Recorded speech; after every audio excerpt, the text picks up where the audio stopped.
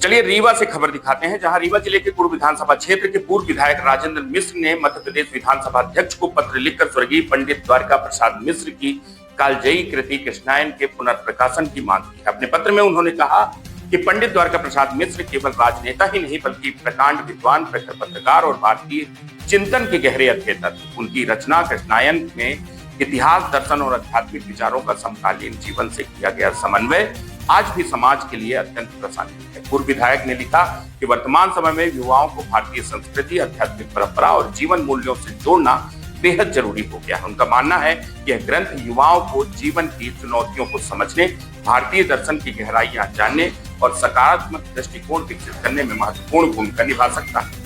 राजेंद्र मिश्र ने विधानसभा अध्यक्ष से आग्रह किया है कि इस महत्वपूर्ण साहित्यिक धरोहर के पुनर्प्रकाशन के लिए आवश्यक पहल की जाए, ताकि प्रदेश का युवा वर्ग इस ज्ञान परक कृति से पुनः लाभान्वित हो सके।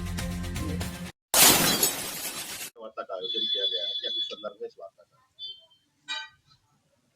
ये थोड़ा सा लगता है कि जो परिस्थितियां हैं उससे अलग हट करके बातचीत है, लेकिन बातचीत साहित्यिक है और विशेष करके एक ऐसे व्यक्ति से जुड़ी हुई है कि जो इस राज्य के लिए नहीं, देश के लिए चाणक्य माने जाते थे, पंडित द्वारका प्रसाद मिश्र। खास करके आप सबके वर्ग से जो युवा हैं आज, भले ही उतना उनका परिचय उस समय चूंकि वो नहीं थे तो ना हो, लेकिन एक बड़ा नाम था पंडित द्वारका प्रसाद मिश्र का। आज की जो परिस्थितियां हैं, उछल कूद, दाएं बाएं काम करने के चरित्रों पर जो चर्चा है वो आप सबसे बातचीत करने की मुझे आवश्यकता नहीं। लेकिन एक समय था इस देश में कि इस तरीके के लोग भी राजनीति में थे कि जो जेल में रह करके भी एक तरफ तो स्वतंत्रता की लड़ाई लड़ रहे थे, आंदोलन कर रहे थे, और दूसरी तरफ इतना बड़ा ग्रंथ रच करके उन्होंने रख दिया। ये इसका नाम है कृष्णायन। ये कृष्ण के मार्ग पर चलने का दर्शन है। तो मुख्यमंत्री बनने के बाद भी आज वो दुनिया में नहीं है, इसके प्रकाशक जो हैं वो भी नहीं है।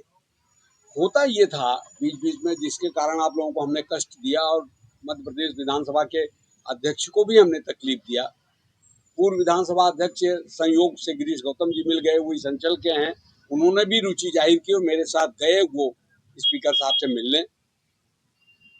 जब कभी भी कोई हम इस संदर्भ में अपने भाषणों में चीजों को रखते थे तो बड़े से बड़ा नेता मुझसे कहता था कि ये मिश्रा जी किताब उपलब्ध कहाँ होती, मिलती कहाँ है? आप इतने बढ़िया चौपाइयां, ये जो पूरा है, ये जैसे तुलसीदास जी का रामायण है, रामचरितमानस 7 कांडों में, उसी तरीके से इसमें अवतरण कांड है, द्वारका कांड है, लड़ाई के जो जो जिस तरीके की जहाँ महाभारत काल के युद्ध, उनका सारा वर्णन इसमें है। तो लोग कहते थे कि वो मिलेगी कहाँ, किताब कहाँ मिले? तो हमने भी ढूंढा तलाशा। हुआ ये कि जितना प्रकाशक ने छपवाया था वो कोई 60-70 साल पहले की बात है, तो वो तो खत्म हो गई। द्वारका प्रसाद मिश्र के समकालीन और उनके अनुयायी के रूप में गोविंद नारायण सिंह जी को जाना जाता है।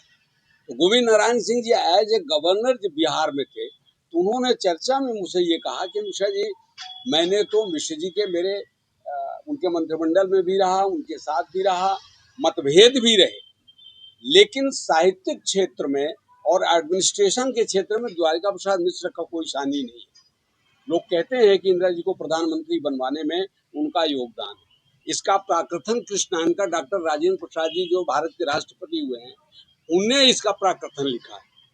तो मेरे मन में यह भाव आया, गवर्नर होते हुए उस जमाने में गोविंद नारायण सिंह जी ने करीबन 2-3 लाख रुपए कुछ दे करके इस पुस्तक को छपवाया। आज की तारीख में ये उपलब्ध ही नहीं है, कहीं ढूंढे नहीं मिलती। तो मेरे मन में एक सामान्य भाव आया कि अगर उनके घर परिवार का कोई व्यक्ति राजनीति में होता, जो आजकल राजनीति में है कि घर परिवार का होता है, तो वो आगे बढ़ने की चेष्टा में उसका नाम बढ़ाता है। मिश्र जी का कोई उस तरीके का व्यक्ति जो उनसे जुड़ा हुआ हो, वो कोई राजनीति में इस समय न होने के कारण से कृष्णायन अनुपलब्ध है। तो मेरे मन में एक बोध आया कि राजनीति तो हम लोग करते रहते हैं, मिलते जुलते रहते हैं, उसमें से चर्चा बातचीत सार्वजनिक करते रहते हैं, लेकिन ये एक अद्भुत ग्रंथ विलुप्त हो रहा है। और मेरी हैसियत इतनी है नहीं कि 25-50 लाख लगा करके और इसको किताब को संग्रहित करूं, इसको छपवाऊं। प्रकाशक दुनिया में नहीं है। मैं अरेरा कॉलोनी जहां वो रहते थे, इसमें लिखा हुआ था, मैं उनको ढूंढा तो दुनिया से विदा हो गए। तो ऐसी परिस्थिति में मेरे मन में भाव आया और मैंने मन बनाया, फोन से समय लिया, विधानसभा के अध्यक्ष ने समय दिया। मैं 2 दिन पहले जब मैं मिलने जा रहा था, तो जैसा मैंने आपसे कहा कि पुराने विधानसभा अध्यक्ष आदरणीय गिरीश गौतम जी मिल गए, उनसे भी अनुरोध किया तो पश्चाताप के भाव में उन्होंने बल्कि बात कहा मिश्रा जी, मैं जब विधानसभा अध्यक्ष था, अगर आप स्मरण करा देते तो किताबें तो की जा सकती थी। तो अब हमने कहा कि अब अवलव नसानी अबना न सही हो, जो बिगड़ गया वो बिगड़ गया। अब इसको गए, उन्होंने नरेंद्र सिंह तोमर जी से बातचीत हुई हमारी, बड़े अच्छे भाव से वो मिले। उन्होंने कहा नहीं, उनका नाम कौन नहीं जानता। और उन्होंने जो लाइब्रेरी के सबसे प्रमुख हैं विधानसभा के, मिस्टर गोयल, और उनके जो एसडी हैं मिस्टर नरेंद्र मिश्रा, दोनों को ये काम सौंपा। कहा कि ये इसका डिटेल हमारे पास लाओ और कितना इसमें इसके छपाई में खर्च लगेगा वो हमको बताओ। हम इसकी ये कोशिश करेंगे कि आम लोगों को मुहैया हो। सार्वजनिक क्षेत्र में जो गिरावट आ रही है, मूल्य के स्थापना के लिए इस तरीके की चीजें सामने होनी चाहिए, खास करके युवा वर्ग के लिए। इस भाव को मैंने ध्यान में रख करके ज्ञापन दिया और आप सब लोगों को भी मैं व्यक्तिगत रूप से तकलीफ दे रहा हूं कि ये राजनीति के उस आपाधापी में जिसमें चर्चा का विषय यूजीसी हो, राजनीति के उस आपाधापी में कि क्षेत्रीय विधायक के जन्मदिन में गालियां पड़ रही हैं, राजनीतिक उस आपाधापी में जिसमें विधायक ये कह रहा है कि कोई मूसा गैंग चल रहा है, हमारे जान का खतरा है, तो एक तरफ तो चर्चा का विषय ये हो सकता है। एक दूसरा मेरे मन में ये भाव आया कि इससे इतर हट करके भी कुछ हम सबको काम करते रहना चाहिए। इसलिए मैंने आप दोनों 4-6 लोग जो आए हैं, ज़्यादा हम लोगों से निवेदन भी नहीं किया, नहीं तो लोग आते। मैं इतना ही कहना चाहता हूँ आपसे कि इस विषय पर आपका सहयोग हमको अगर मिलेगा तो आगे चल करके इस किताब को, इस ग्रंथ को अक्षुण्ण बनाए रखने के लिए युवकों को वो मार्गदर्शन मिले। कृष्ण के उस दर्पण में मुझे स्मरण आता है